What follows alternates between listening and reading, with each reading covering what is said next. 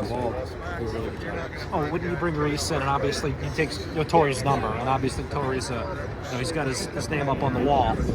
How do you go about, I guess, maybe, you trusted Torrey to do certain things last year. You trusted him to make certain kicks.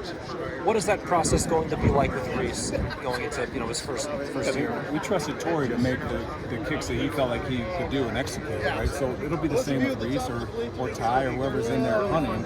Whatever their best kick is, that's what we're going to do. And that's what we're going to protect against and we're going to cover down. So whatever his best kick is going to be, that's what we'll do. Can you talk about Steve and his confidence? Like, I know, like the Nebraska game last season, he kind of struggled. But can you talk about how he gained more confidence throughout the spring and where is he standing out in fall camp? Yeah, confidence, I think, is more so a personal feeling than it is anything else. I can't speak on Drew's confidence. What I can speak on, though, is how he's worked and how he's put himself in position to be successful. I think he's changed a couple things technically. I think he's been working on being consistent with his ball striking. I also feel like he's matured and grown physically and mentally, emotionally. I think those are the things that have really helped him. And, confidence is a feeling, conviction is something you can actually feel and be tangible. And I think that's what he's really working on right now. So how hard is it replacing the Ray Guy award with like Torrey Taylor? What are some of the strengths that you're seeing from the punters this year? Yeah, I think Torrey's a generational type of player. I think you can look at our stat book and our history book. You can look at our record book. You can look at a conference record book. Look at an NCAA record book. Like, to think you're going to replace Torrey Taylor is crazy to me. What we are going to do, though, is we are going to have to punt. We are going to put something out there. The guys have been working. Have been both Ty Nissen and Reese Dakin, and both guys have been working really hard. As I'd say right now, Reese has the edge, but he's got incredible leg strength, and just working on consistency with both guys there. How you doing? Good, how are you? Doing well, thank you. So, what makes Luke Elkin great? I think Luke is as steady as they come as a person. I think he's done an excellent job as a leader, and that's really been from day one. When you think about his story, how he got on the field, he came in as a freshman. I had no intentions of playing Luke Elkin as a freshman, zero. We were just going to put weight on him, get him to understand the program, how we operate, and then thinking the next year would be his opportunity. Well, we had an opportunity arose for him when we had an older player that he was just having struggles, and so I felt like Luke had been steady from the day he came in, so I gave him an opportunity at Iowa State, and he hasn't looked back since.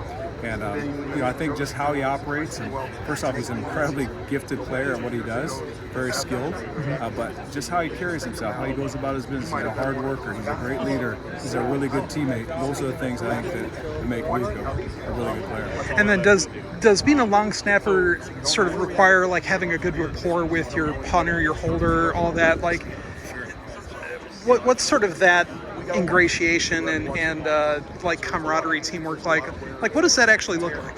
Yeah, for sure. I mean, those are things we work on incredibly hard. No scrimmage play happens without a snapper, whether you're talking about offensive center or the long snapper, right? So it all starts with him. It all starts with him in our field goal operation, where we've been working hard on that, trying to improve that. And he's been really good with that, like giving the holder an easy ball to catch, good laces, like giving the kicker opportunity to kick a smooth kick.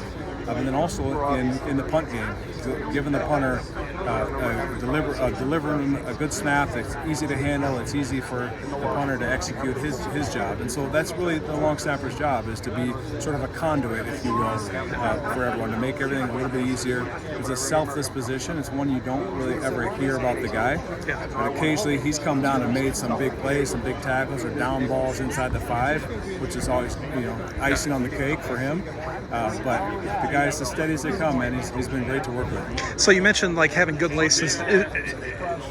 Is that like making sure like laces are up in the rotation when it gets to the holder? Yeah, exactly. So not to get too technical with you, but by all means, too. If I'm a holder receiving a snap, I want the laces to be, we say 12 o'clock, so up. Yeah. 6 o'clock is down. And all I have to do then is take the laces from 12, put them here, and aim it to the target. And a long snapper is able to do that consistently, and like.